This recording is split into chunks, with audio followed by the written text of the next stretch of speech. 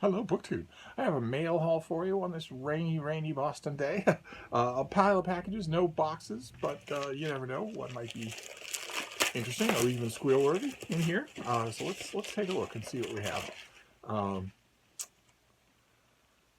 oh my, okay. I don't know this author. This is from Chelsea Green Publishing, which is a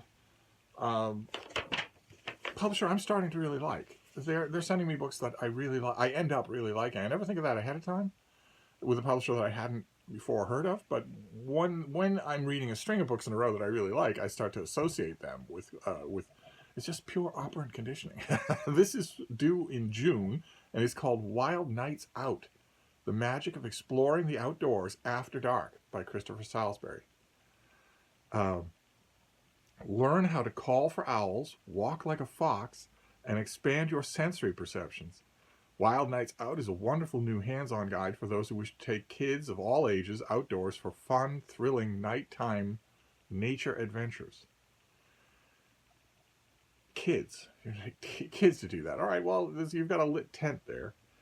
This book is an aid to parents, grandparents, teachers, and those marvelous ambassadors of nature, the outdoor professionals who introduce young people to the natural world. The book is a helpful handbook of ideas and information distilled from 25 years of experience leading groups into nocturnal nature. It includes a wealth of games and activities to explore the natural world from dusk till dawn. The perfect companion for weekends away, summer holidays, or even back garden adventures. Practical information on animal facts, such as how to conduct night walks safely. Interesting. Okay, is this illustrated? It is mildly illustrated, but the main thing is going to be that it's going to give you little insets for the stuff you will need for the various adventures that you go on. And because this is aimed at adventures for kids, they'll be circumscribed just a bit. And that's okay. That's perfectly fine. How wonderful. So this is going to be a $20, I assume paperback. I assume this is a finished copy. A $20 paperback in early June, right when it's in the Northern Hemisphere, the season for going out for nocturnal adventures. I myself have had an enormous number of nighttime adventures out in the wild, never with children to the best of my knowledge, almost always with dogs, or on a couple occasions alone, when I have been, curiously enough, coincidentally enough, when I have been looking for owls. when I knew there was a mating pair of great horned owls in a certain location and I wanted to see them, I wanted to spot them. And that would sometimes require enormous patience, just being part of the landscape for a long time in order for them to cross your path. I've also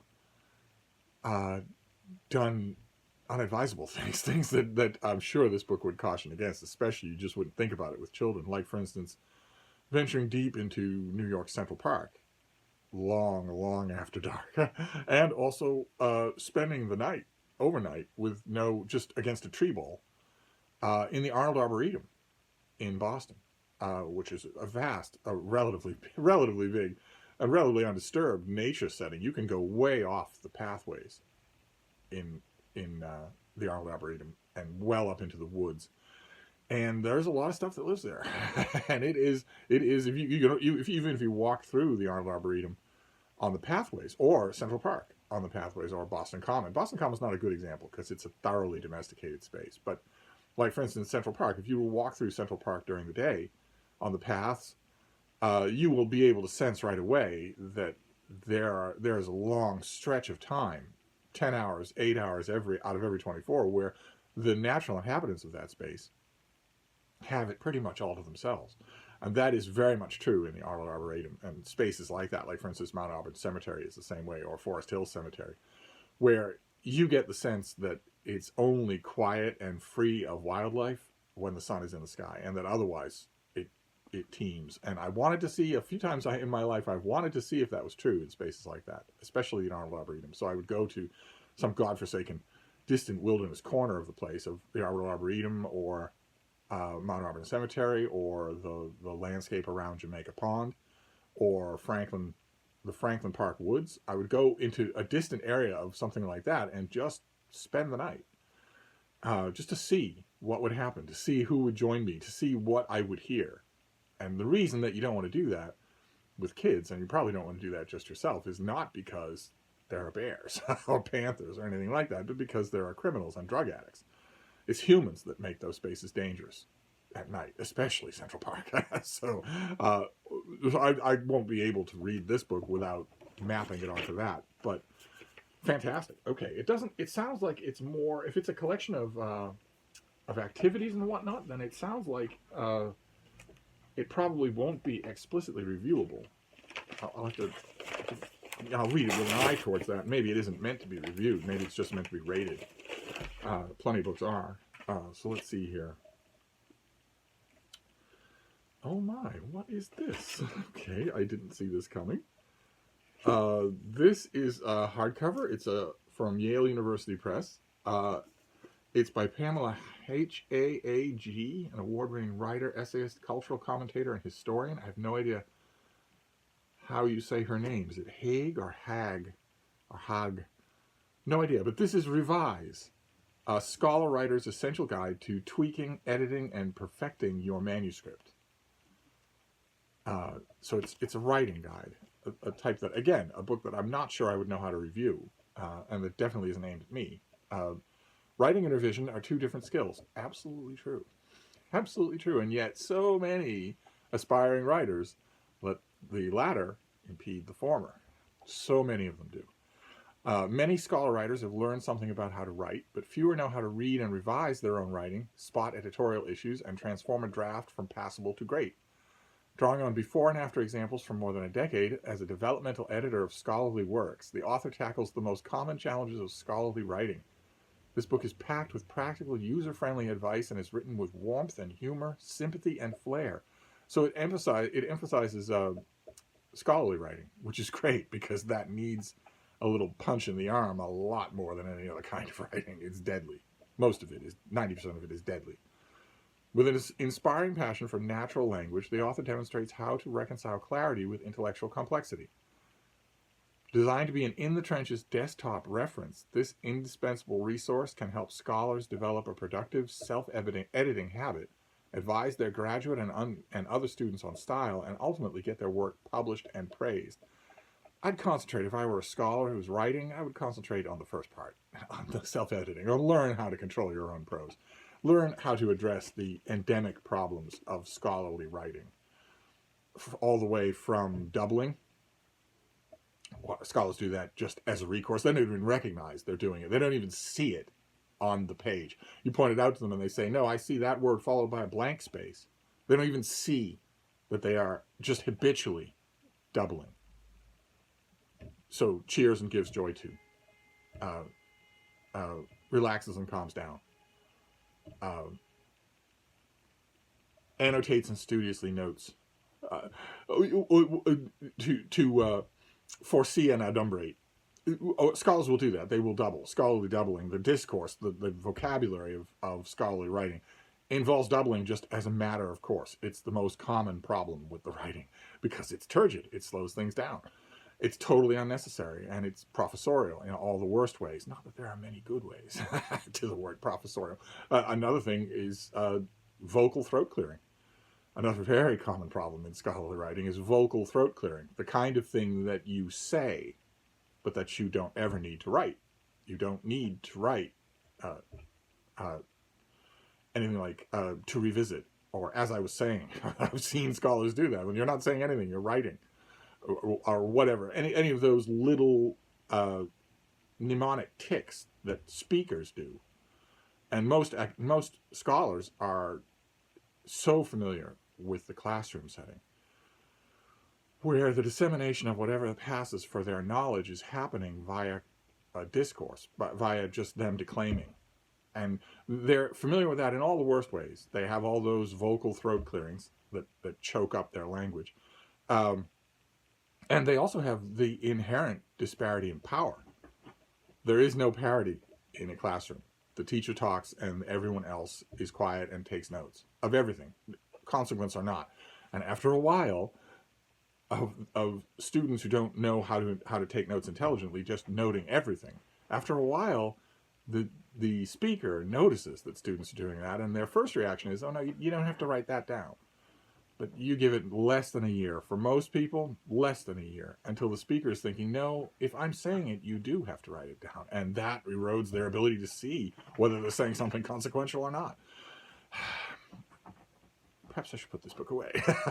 it's a hardcover from Yale. It doesn't have a dust jacket or a pub sheet, so I'm assuming it's out already, or will be out like in early March. I'll have to check the date on it, but I obviously have quite a bit to say about it. And this next one is it's big and flat. I would ordinarily say that I would hope that is a graphic novel, because I do love me my graphic novels. But Marvel and DC, I don't have a good contact for either one of them. They don't tend to send me any stuff. I could do a lot for them. I could do a lot for them. Just yesterday, I mentioned 2 Marvel omnibus editions, big, expensive hardcover edition omnibus volumes that are coming out from them in the next month or 2. And I already have got emails from some of you wanting to know more about those things. Imagine if I were to do a video dedicated to those volumes, one at a time. I could guarantee Marvel sales of those volumes, and yet I don't even have a person to make the pitch to. I don't know the email address of anybody currently at Marvel. What is this? Yeah, this is definitely from one of you, because this is not. No publisher would pack something this way. Oh. The guilty party has already confessed to this. Oh my God, it's brand new. The guilty party has already confessed to this. I did in the library tour of Doom, I showed you the Marvel Treasury Edition Volume 3, starring the mighty Thor, with that beautiful John Romita Sr. cover. And I mentioned in the midst of that library tour that I had Volume 3, and that I had Volume 2, which is dedicated to the Fantastic Four, but that I had looked around and that somehow or other I didn't have Volume 1 anymore, which is dedicated to Spider-Man. Until the advent of Wolverine in the X-Men, Spider-Man was Marvel's biggest character. He was their moneymakers. And so the number 1 that should have gone to the Fantastic Four went to Spider-Man instead. And I noticed that I didn't have it, even though I bought that original volume from a dry goods store when it came out. And one of you who's already confessed his sins went and got one. Went and got me a copy. So that is the book that I'm talking about. Mine didn't look anything like this. This is brand new. This is in new condition. I have no idea what you would need to do to keep this in this kind of condition for 50 years. I just don't have any idea what you would need to do to make that happen. That is what Stan Lee looked like when this thing came out. Incredible. There's the John Romita Sr. back cover as well. But look at that. That is just beautiful. Son of a gun. Well, all right. There is John Romita Sr. head portraits of all of Spider-Man's villains and supporting cast. Look at that. You're a comic book fan if you can name all those people. Tell me something about every one of them. You'll know J. Jonah Jameson, but will you know his son? Oh, wow. And yeah, okay, and this ends with this this thing, which I believe it's cut and paste artwork on top, but I believe the thing is mainly by Stan Lee's brother. It's not credited, but here it's a picture of Spider-Man lifting the handful of other Marvel characters who are stronger than he is, physically stronger than he is. And you've got the Thing, the ever-loving blue-eyed Thing. You have Hercules, the Prince of Power. You have Thor. You have Prince Namor, the Submariner, and you have the Hulk. And the caption says that he is still young. Yeah, you're still just a youngster. Even at the time when this came out, I thought that was fascinating because I immediately wanted to know. I wanted to think about, those are the characters who are stronger than Spider-Man. So let's think about all the ones who aren't stronger than Spider-Man, who aren't on that pedestal. And that immediately got me thinking of the real comic book company, the real superheroes, DC, not Marvel. And it got me wondering which DC characters are stronger than Spider-Man. Is Aquaman stronger than Spider-Man? When this book came out, probably not. But Superman, Captain Marvel Jr., Mary Marvel, Supergirl, Power Girl, Wonder Woman, Wonder Girl, and so on and so forth. Martian Manhunter, probably. It got me wondering, that always made me think. But anyway, I can't thank you enough. The sender of this is in perfect condition. It's going to make my others look like they have the bubonic plague. But okay. All right, the Spider-Man Treasury Edition. That's going to be worth a reread. I don't think there are any other desecrations of rule number 1 in this mail haul. I'm pretty sure the rest of these are just from publishers. Okay. All right, this is the finished copy of this particular book. That's great. I want a finished copy of it, but what I was kind of hoping for was that one of you would step forward to offer to review this. Those of you who are new to the channel, or quite a few of you who are new to the channel, I don't know where we're going to fit you all. I don't have enough folding chairs. I am, in addition to being a 28-year-old super hottie here on BookTube, I'm also a book section editor and a book reviewer. And among the other places where I do that is the online literary journal Open Letters Review, where we run reviews of new releases frequently. There's been a bit of a stall just in the last week, but frequently. And you are welcome to try your hand at reviewing. All you have to do is just email me and try your hand at reviewing for Open Letters Review. I can work it over with you via email, and then once we've got a draft ready, we can try and post it. And I was thinking that somebody would come along to volunteer for this. This is by Glenn Frankel, and it is Shooting Midnight Cowboy: Art, Sex, Loneliness, Liberation, and the Making of a Dark Classic. It's all about the making of the movie Midnight Cowboy, which I, of course, don't like. And a lot of you probably do. You probably know quite a bit about the filmology behind it and the director and whatnot. This is the finished copy. This comes out on March 16th, and I haven't read the advanced copy that I have, but I will read this now that I have it. But what I wouldn't give to have just a dyed-in-the-wool film buff who's always maybe thought in the back of your mind about reviewing things, I will happily send this to you if you want to try your hand at reviewing it. You certainly do a better job than I would. And I am slowly getting back into the swing of mailing things to people. Slowly but surely that is happening.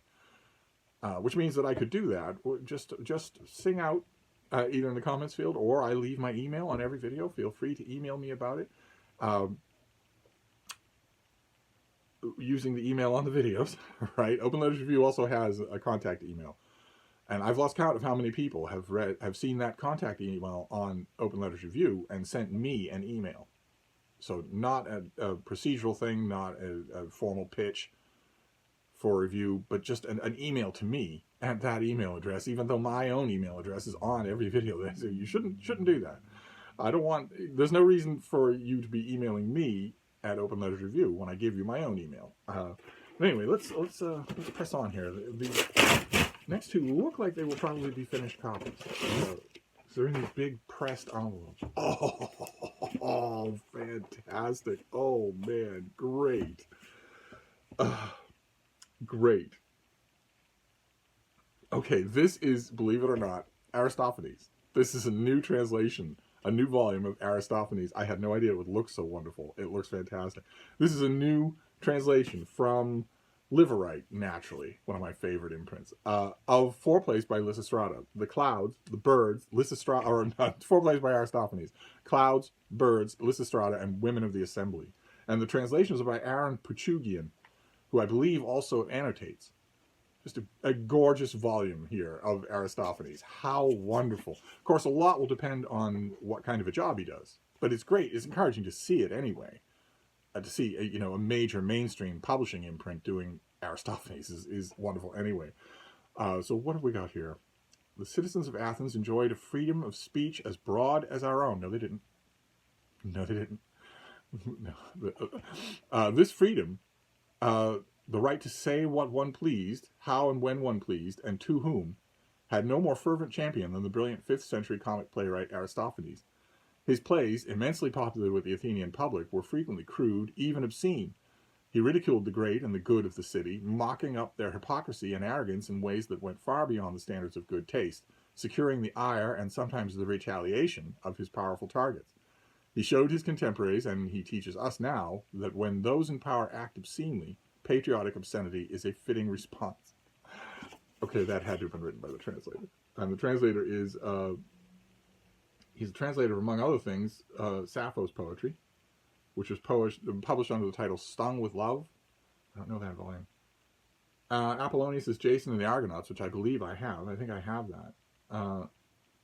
And a couple of books of poetry on his own. and a novel in verse called Mr. Either Or. His poems have appeared in such publications as Best American Poetry, Paris Review, and Poetry, and he lives in New York. Fantastic. Fantastic. Okay, so we're doing a lot of finished copies here. That's great. And then we have this last one that we've done. I'm pretty sure that it's probably a finished copy as well. It's in one of these vacuum-pressed envelopes that you really need to kind of tear them apart because the inside is adhesive. So if you don't tear them apart, they're going to stick to everything. But I can deal with that later. What have we got here? Oh my! All right, it's another Penguin Vitae. We saw a bunch of those just yesterday. Here's one toddling along after the others, and it's not one I know. It's called East Goes West by Young Hill Kang. Do any of you know this book? I don't think I know this book. Or do I? And maybe I know it under some other name? Oh, that's right. I remember these things being the devil's own work to open. So, do I have? Yes, I have the scissors here. Let's see who Young Hill Kang is. Since I'm going to open it anyway, I might as well open it for you. Let's see what we have here. What is this book? There are the... Oh, that is lovely. Look at that. How wonderful. Having fled Japanese-occupied Korea for the gleaming promise of the United States with nothing but $4 and a suitcase full of Shakespeare to his name, the young, idealistic Chung Pa-han arrives in a New York teeming with the expatriates, businessmen, students, scholars, and indigents. Struggling to support his studies, he travels throughout the United States and Canada, becoming by turns a traveling salesman, a domestic worker, a farmer, and observing along the way the idealism, greed, and shifting values of the industrializing 20th century. Part picaresque adventure, part shrewd social commentary, East Goes West casts a sharply satirical eye on the demands and perils of assimilation. It is a masterpiece not only of Asian American literature, but also of American literature. And the author was born in 1903, died in 1972.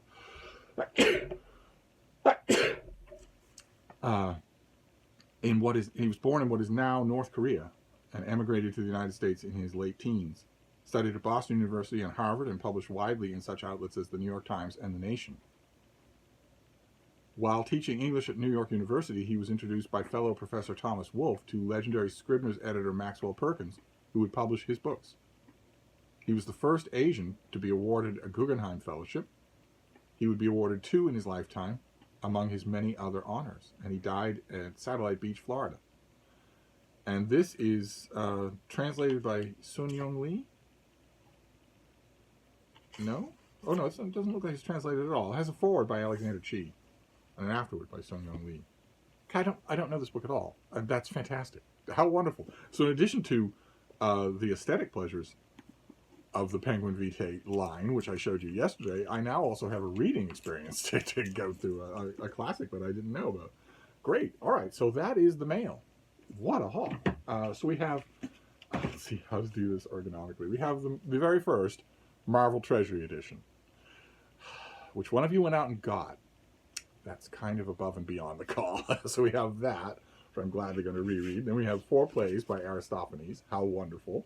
With the making of the Midnight Cowboy, shooting Midnight Cowboy. For one of you film buffs out there, I'm happy to send it. Then we have Revised, a book about how to pep up your scholarly writing. Wild Nights Out, a book that's a sort of idea book for you to take your little ones out at night to show them how the world changes at night. And finally, East Goes West by Young Hill Kang in the Penguin Vitae system. Incredible. So there you go. That is our mail haul for today. Every time I do a mail haul on Saturday, I always say I'm fairly certain no more mail will come, and then it universally does. So I'm not going to say that this time. We may have mail tomorrow. Who knows? But in the meantime, I'm going to go exploring. I'm going to start with Spider-Man, even though I can quote every line of the issues that are reprinted in this volume. And then I'm going to move on. Either to Aristophanes or to Young Hill Kang. Either way, I've got a pleasant afternoon of reading ahead of me, so I'm gonna wrap this up and get to that. But I will be back. Thank you, BookTube.